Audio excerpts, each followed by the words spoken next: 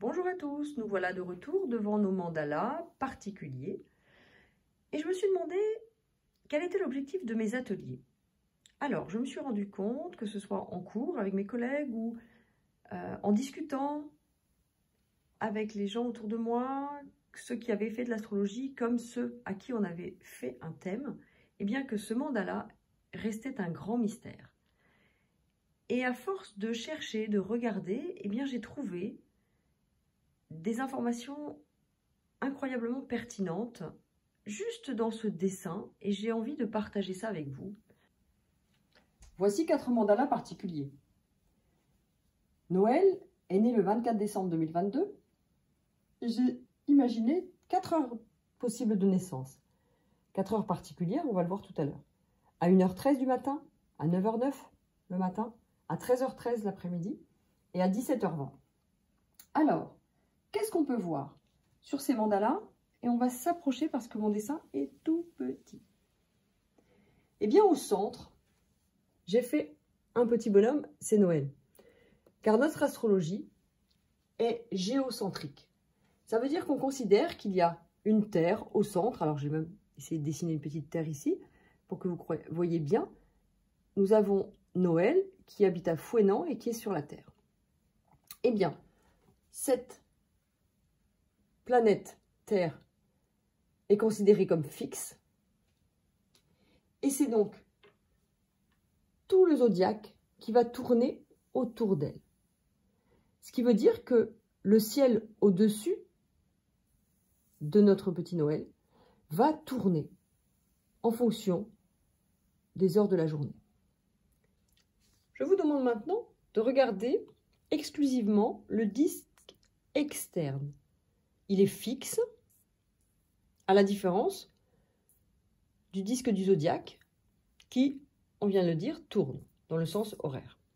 Eh bien, le disque externe des maisons commence toujours par l'ascendant, qui est complètement à gauche, et il comporte 12 secteurs, toujours dans le même sens, sur tous les mandalas. La seule différence, vous pourrez le voir, c'est que sur certains mandalas, le secteur 1 est très grand, comme ici, comme là, alors que sur d'autres mandalas, et c'est le cas ici, il est tout petit. Et en effet, ici, ce qui est très grand, ce sont les secteurs 5 et un peu le 6, le 11 et un petit peu le 12. Alors qu'ici, on avait un secteur 1 et par symétrie en face le 7, qui était très grand. Alors jusqu'à présent, je les ai appelés des secteurs, mais maintenant, en astrologie, nous les appelons des maisons.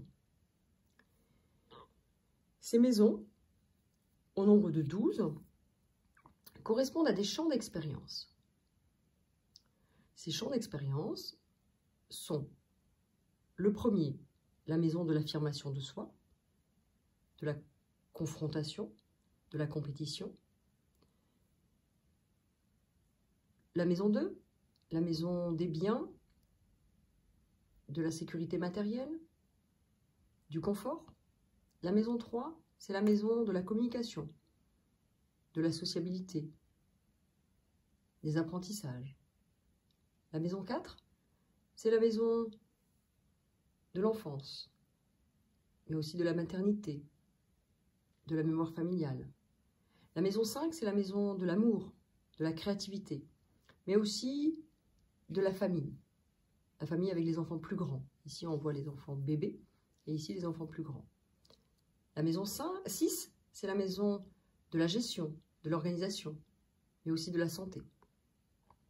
La maison 7, c'est la maison du couple, des relations à 2 et à 3, des petits groupes et de l'harmonie. La maison 8, c'est la maison de la transformation, de tout ce qui est tabou, inconscient. C'est aussi la maison de la mort, de la violence. La maison 9, c'est la maison du sens et de la cohérence. C'est la maison du savoir-vivre ensemble, de la politique, des voyages à l'étranger. La maison 10, c'est la maison de la carrière, de l'ambition, mais aussi des ancêtres. Ici, on parle de la justice aussi, mais la justice, les lois sont écrites dans la maison 9, elles sont appliquées par les personnes qui portent l'autorité dans la maison 10. La maison 11, c'est la maison des idéaux, la maison des associations, de la solidarité, de la liberté. Et la maison 12, c'est la maison de l'intériorité, que ce soit la souffrance psychique intérieure ou bien la connexion avec le divin et la spiritualité. Chacun de ces 12 secteurs ou maisons est marqué par une flèche qui correspond au début du secteur. Il y en a donc 12. On les appelle des cuspides. Et elles sont tournées vers le disque du zodiaque et vers les signes. Elles nous montrent quelle est l'énergie qu'on utilise dans chaque secteur. Là, par exemple, l'ascendant, par définition, c'est l'énergie qui est à notre service pour agir et nous affirmer. Eh bien, il est dans le secteur du Cancer. Et donc, c'est intéressant parce que vous pouvez regarder votre thème astral et voir quelle est l'énergie que vous utilisez pour chaque secteur. C'est-à-dire l'énergie que vous utilisez pour faire les expériences dans tel et tel domaine.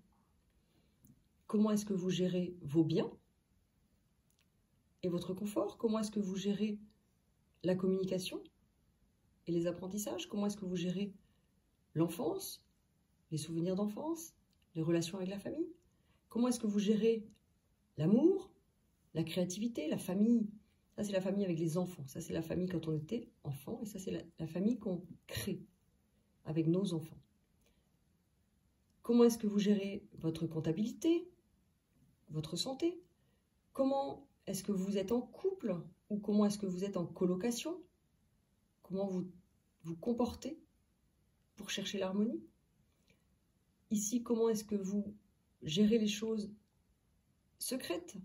Est-ce que vous les évitez ou est-ce que vous aimez mettre les pieds dans le plat?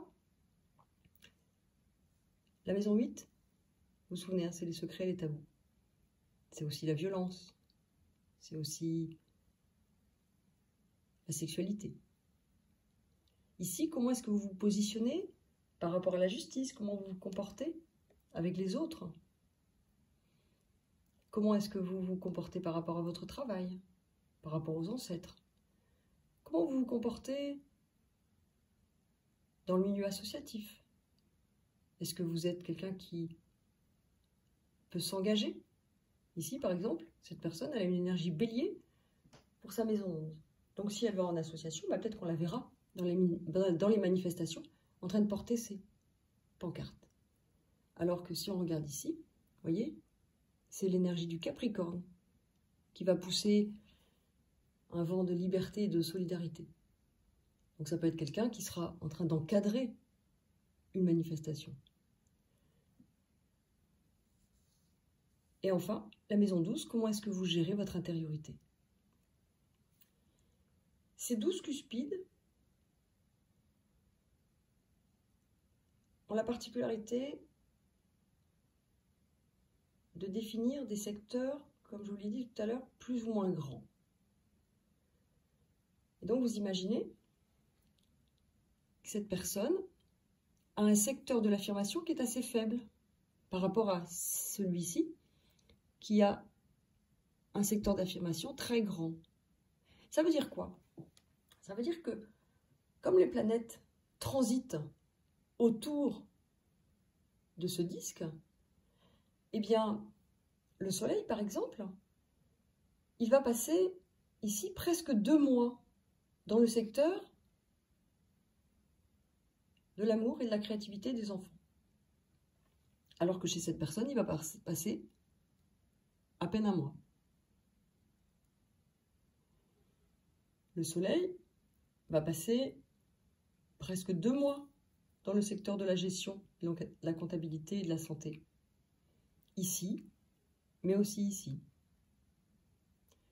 Le travail, le secteur du travail, ici est assez grand, vous voyez, plus d'1 mois et demi, alors qu'ici, il ne dure même pas 3 semaines. Ça veut dire que les expériences en lien avec le travail et la carrière vont être moins importantes, moins nombreuses chez cette personne que chez celle-ci.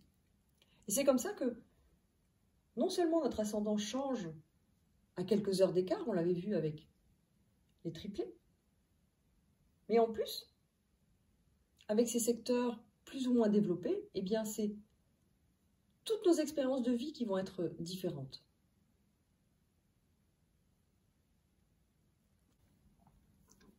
Je vous ai montré que les cuspides désignaient l'énergie, on parle d'énergie quand on parle du signe, l'énergie qui pouvait être utilisée pour faire les expériences dans un domaine particulier.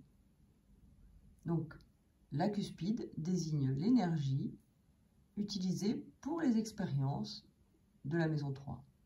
Ici, on a l'énergie du lion pour faire les expériences de la maison 3. On a l'énergie de la Vierge pour faire les expériences de la maison 4. Alors, quelquefois, on se retrouve avec des associations assez surprenantes, puisqu'en effet, on va se retrouver avec une énergie d'eau pour s'affirmer. Eh bien, cette personne va s'affirmer avec ses émotions. Cette personne va communiquer avec du feu. Et celle-ci va peut-être s'occuper de ses enfants et s'occuper de son enfance avec une énergie de terre. Ce sera plus concret que si ça avait été l'énergie cancer qui pourrait être naturellement associée à la maison 4. Parce qu'en effet, classiquement, quand on décrit les signes et les maisons, eh bien, on a tendance à mélanger parce qu'elles se ressemblent. On a l'énergie du bélier qui est une énergie de dynamisme et de confrontation, de force, et la maison 1 qui est la maison de l'affirmation de soi, la maison de la confrontation et de la défense du territoire. Alors c'est vrai qu'elles vont bien ensemble, mais pour qu'elles aillent ensemble, eh bien il faut avoir un ascendant avec la cuspide du 1 dans le bélier. Avec mon soleil en Capricorne, j'aime appuyer mes dires sur mon expérience.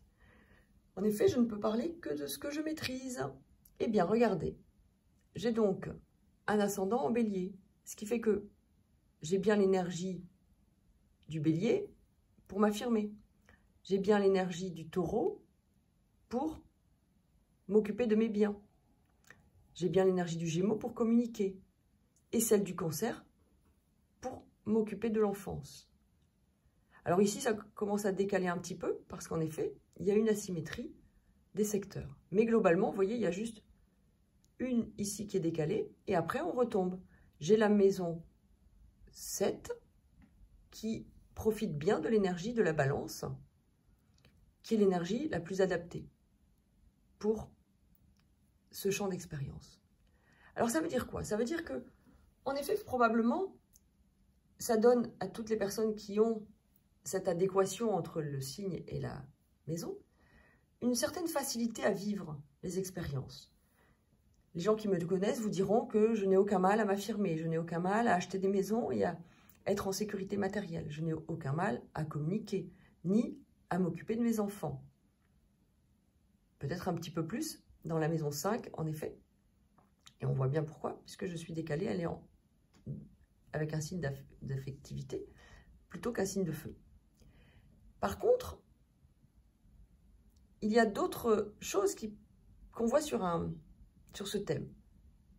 Regardez, j'ai des grands secteurs en maison 1, en maison 6, en maison 7 et en maison 12. Eh bien, ceux qui me connaissent savent bien qu'en effet, j'ai des problématiques de confrontation et de territoire, puisque j'ai été 5 fois au Conseil de l'Ordre et que je suis connue comme une belliqueuse. J'ai un secteur 6 très important. Alors en effet, c'est facile pour moi d'organiser, de gérer les choses, parce qu'en plus, j'ai de nombreuses planètes dans ce secteur, et j'ai eu de nombreux soucis de santé.